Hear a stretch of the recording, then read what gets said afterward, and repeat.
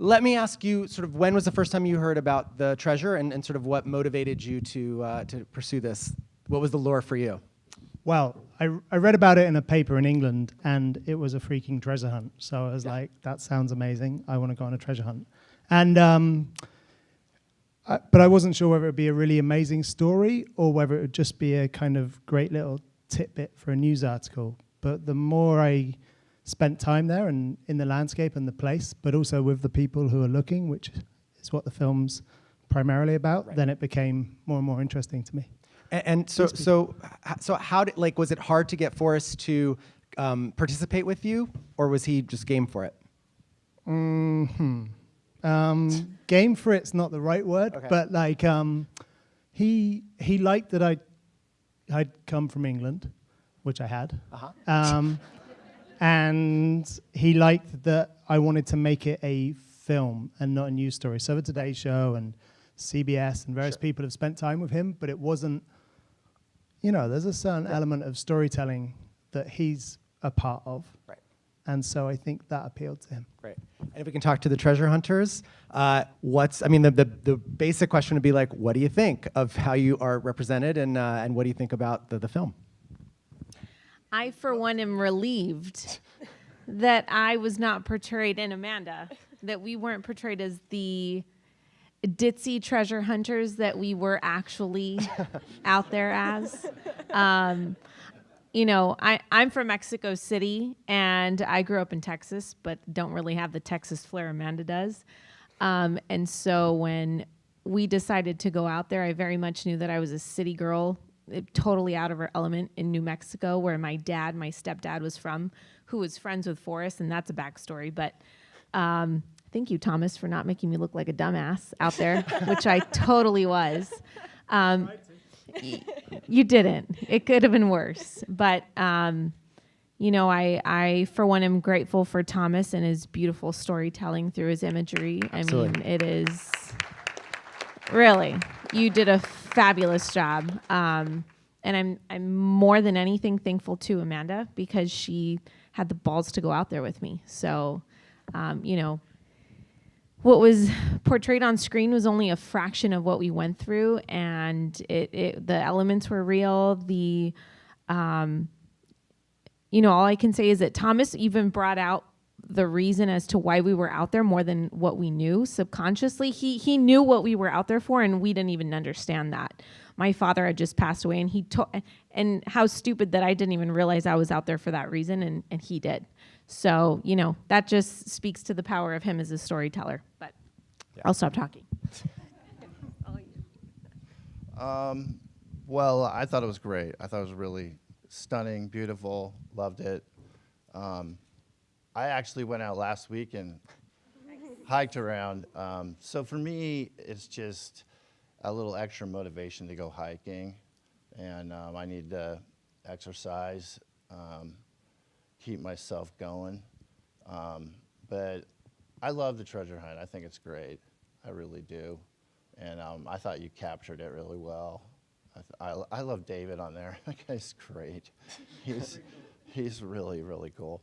So anyway, I had a lot of fun with you and Katie, and we pretty much tore that Jeep up pretty good. I don't know. I love it. I think it's great. Great. And so can I ask like a practical question about when you were following, like how many folks did you follow until you sort of settled on who you're actually going to have on screen, and sort of the practicality of going out and actually shooting them while they're on the hunt?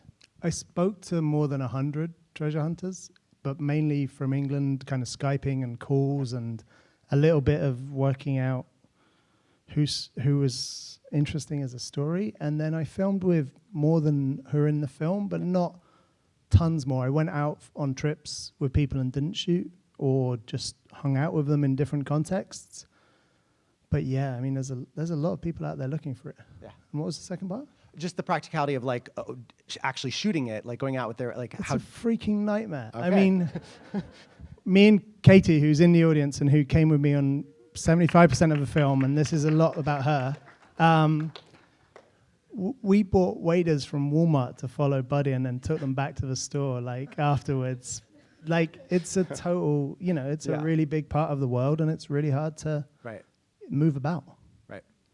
I'd love to open it up to some questions from the audience. I can always jump in for some more too, but if you have any, don't be shy. The first question's always hard. Yes, please. The middle person, how's your hand doing? Thank you for asking. My hand is still permanent joint contracture. I still can't move my hand completely. But this entire adventure was actually the very first thing that made me stop focusing on that. So I've moved forward. I do a lot of really great things now. So even though it's not the same as ever will be, the injury is not a major part of my life anymore. Great. I saw another hand as well, I thought, somewhere. No? Okay. Oh, sorry, yes. Just to follow up to your question, why did you, out of all the treasure hunters, focus on or choose the ones that you did for the film? Why this group of people?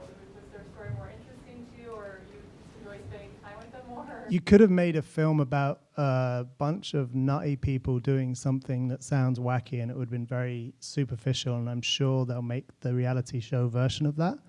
But to me, it was like there's a universality to all the people who are searching for it, that if they allowed me in, there would be a way to reveal that, and then everybody can watch it. And it's not really about the treasure hunt after a while. It's really about various other things, whatever you want to take from it. But to me, they all had a depth that we could unravel and kind of slowly pull back. And was, I mean, really when you began it, that was what you're looking for. Like, why are people hunting as opposed to, is anybody going to find this? Yes. Yeah.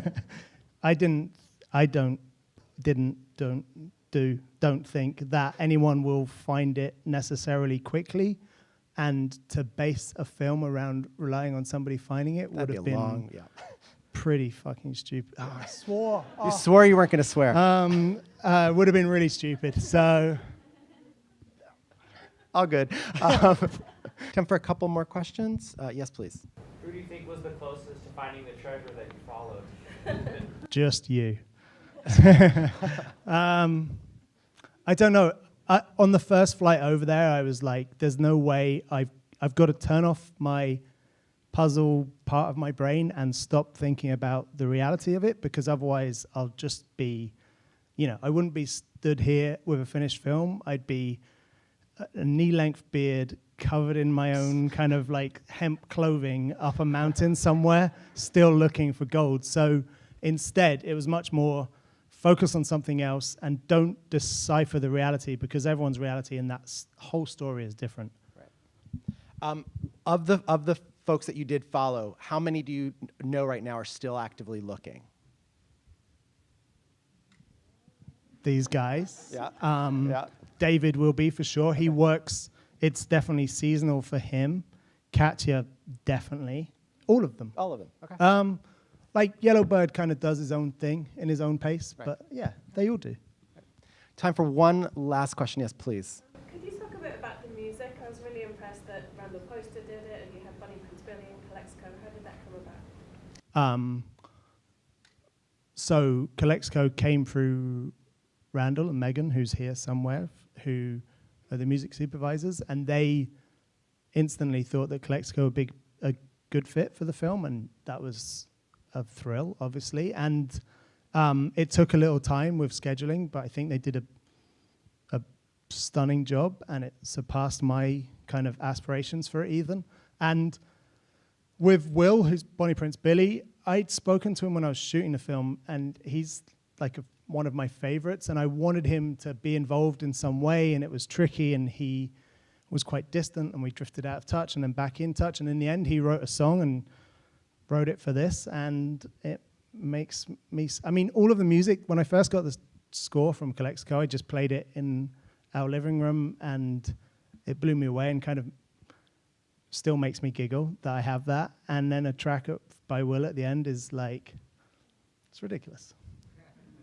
Excellent. Well, I want to thank you so much for trusting us with the world premiere here at Doc NYC. Thank you so much for having the film here. Thank you to the subjects for joining us.